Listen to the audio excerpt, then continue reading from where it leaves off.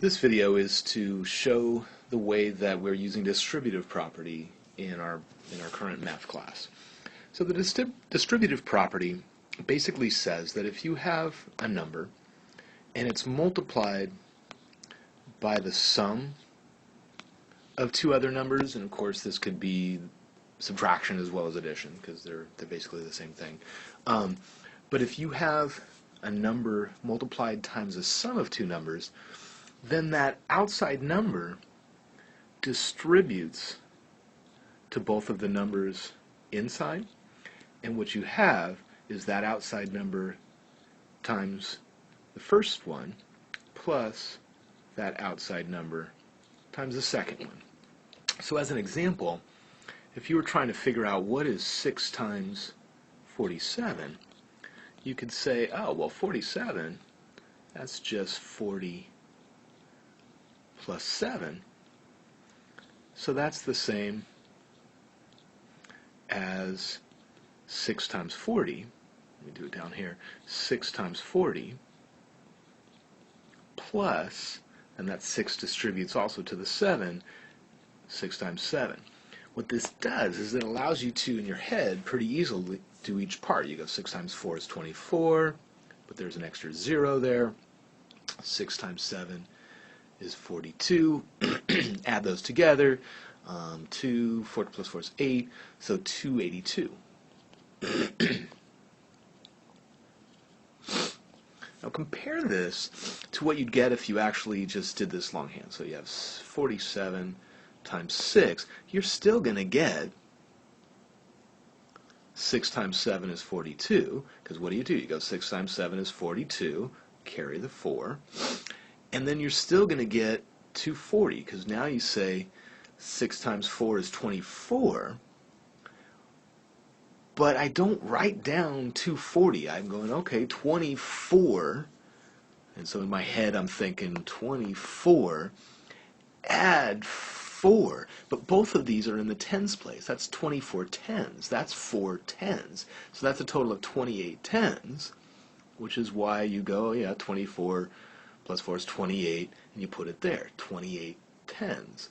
So you're still kind of adding 240 and 40 and 2 to get this 282. You're just keeping track of those things a little less transparently. So, good, bad, or indifferent, they both get the same answer. There are times where distributive property kind of makes sense to think about. It helps you organize your thinking. It's used again in algebra.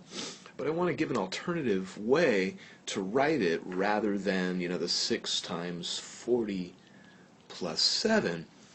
You can think pictorially that what you have is a rectangle whose dimensions are 6 and 47, but instead of saying that the whole line is 47, you kind of split it up and say there's 40 for that piece and 7 for that piece. So obviously I didn't write this to scale.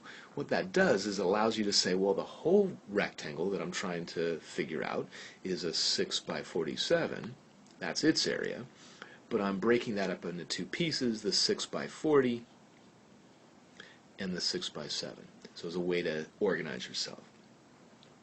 Still going to have to add it up. Still going to say, great, oops, and botched it in the adding. Great, my total is 282. The rectangle, for me, really helps out when you're doing more than one digit by more than one digit. So if I have 29 times 35, yes, there's a way I can just straight write this out, but most of us have trouble keeping track of all the pieces. So what I do is I say, all right, I've got a 29 by 35, but let me call that a 29, 29 being 20 plus 9, by a 30 plus 5. What that does for me is it allows me to go, well, this first rectangle is just 20 by 30. So actually, let me undo that and do that in orange. So I'm going to kind of number the rectangles so that I can talk about them. So that first rectangle, up and down, the dimension is 20. Side to side, the dimension is 30. That's going to be a 20 by 30, or a total of 600. This next rectangle, I'll call rectangle 2, that has up and down 20, but side to side 5. So that's a 20 by 5. 2 times 5 is 10, an extra 0. 20 times 5 is 100.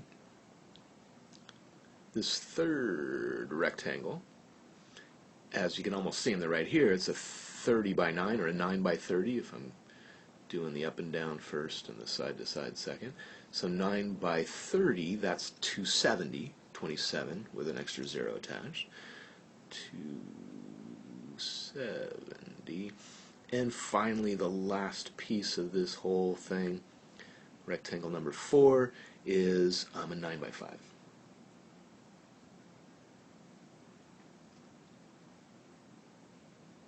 So its area is 45. So the total is 600 plus 100, that's 700, plus 270, 700 plus 270 is 970, plus that extra 45. So a lot of that I was able to do in my head. Just to be sure, I'll do this last part by hand. But I get, oh, okay, 1,015. And let me just, of course I could take a calculator out, but let me just check that by doing this traditionally. So 5 times 9 is 45. 2 times 5 is 10, 14. Now I'm on the 10, so 3 times 9 is 27. I never know what to do with that. It gets kind of messy. 3 times 2 is 6, 7, 8. Add it all up, 5, 11. Yeah, I get the same thing.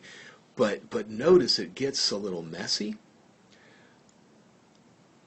It gets kind of like, what the heck am I doing in the middle of this? I'm just following an algorithm. It's hard to know what's really happening when you do the traditional method. What's faster doing it the traditional method? I'm just trying to compare and contrast the strengths of each of these. All right.